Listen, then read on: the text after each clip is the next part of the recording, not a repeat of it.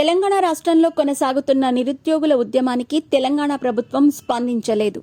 గత కొన్ని వారాలుగా డిఎస్సి పరీక్షలను వాయిదా వేయాలని రేవంత్ ప్రభుత్వంపైన నిరుద్యోగులు ఒత్తిడి తెస్తున్నా యథావిధిగా పరీక్షలు నిర్వహించాలని నిర్ణయించిన తెలంగాణ ప్రభుత్వం ఈ మేరకు డిఎస్సి షెడ్యూల్ విడుదల చేసింది. పోస్టులు పెంచి మెగా డిఎస్సి వేయాలని, ప్రస్తుత డిఎస్సి పరీక్షలు వాయిదా వేయాలని కోరుతున్న నిరుద్యోగులకు రేవంత్ సర్కార్ షాక్ ఇచ్చింది. రేవంత్ రెడ్డి ప్రభుత్వానికి తిరిగి షాక్ ఖచ్చితంగా ఇచ్చి తీరుతామంటున్నారు నిరుద్యోగులు.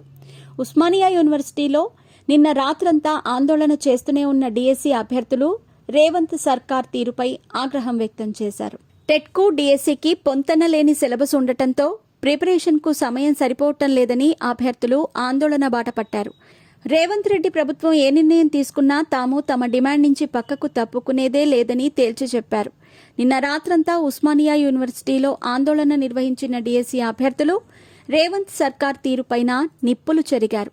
గత ఎన్నికల సమయంలో బస్సు యాత్రలు చేసి ఊరూరు తిరిగి నిరుద్యోగుల పక్షాన కాంగ్రెస్ ప్రభుత్వం నిలుస్తుందని, అవ్వాతాతల కాళ్లు మొక్కి ఓట్లు వేయించామని, కానీ కాంగ్రెస్ ప్రభుత్వం నిరుద్యోగుల కోసం చేస్తున్నదేమీ లేదని వారు మండిపడ్డారు.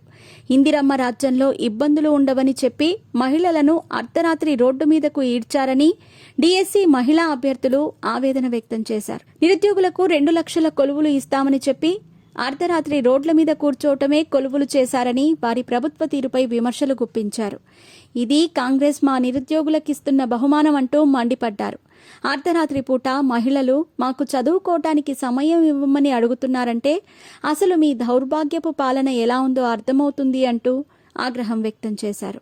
నిరుద్యోగుల అందరం తెచ్చుకున్న కాంగ్రెస్ ప్రభుత్వం మమ్మల్ని ఇలా అర్ధరాత్రి రోడ్డు మీద నిలబెట్టడం సిగ్గుచేటు అని డిఎస్సి అభ్యర్థులు తెలిపారు. 10 ఏళ్లు పాలన చేసిన నియంతకు బుద్ధి చెప్పినట్టే రేవంత్ రెడ్డికి కూడా అదే గతి పడుతుందని, ఖచ్చితంగా నిరుద్యోగులు భవిష్యత్తులో జరిగే స్థానిక సంస్థల ఎన్నికలు, పంచాయతీ ఎన్నికలలో రేవంత్ సర్కార్ను ఓడించి తీరుతామన్నారు.